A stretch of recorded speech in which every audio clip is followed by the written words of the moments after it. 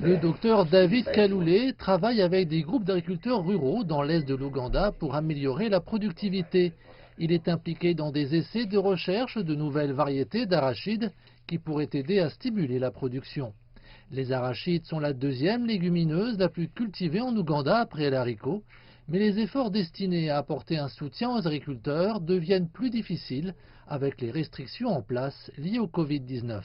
Nous allons généralement surveiller ce que font les agriculteurs.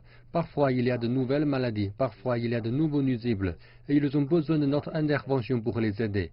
Mais de telles restrictions dans les mouvements rendent nos déplacements particulièrement difficiles. En Ouganda, les arachides sont cultivés sur environ 5% des terres arables. L'Organisation nationale ougandaise de recherche agricole affirme que la production de la récolte a augmenté jusqu'à 1 tonne par acre contre 600 kg au cours de la dernière décennie. Les arachides sont riches en nutriments et la majeure partie de ce qui est produit en Ouganda est également consommé sur place. Les chercheurs craignent maintenant que les rendements ne baissent, menaçant la nutrition des ménages. La préparation des terres se fait généralement manuellement et cela a pris du temps.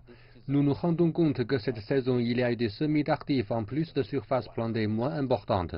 Nous estimons que le rendement pourrait être inférieur, ainsi que probablement la qualité des produits, puisque globalement, les agriculteurs n'ont pas été guidés.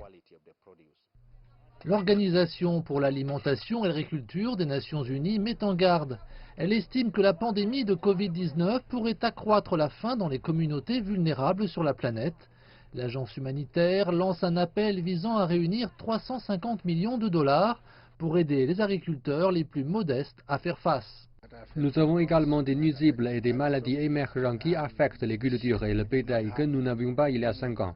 Nous sommes tous dans une situation assez difficile, mais je dois dire que les gouvernements et les communautés réagissent plus vite et mieux.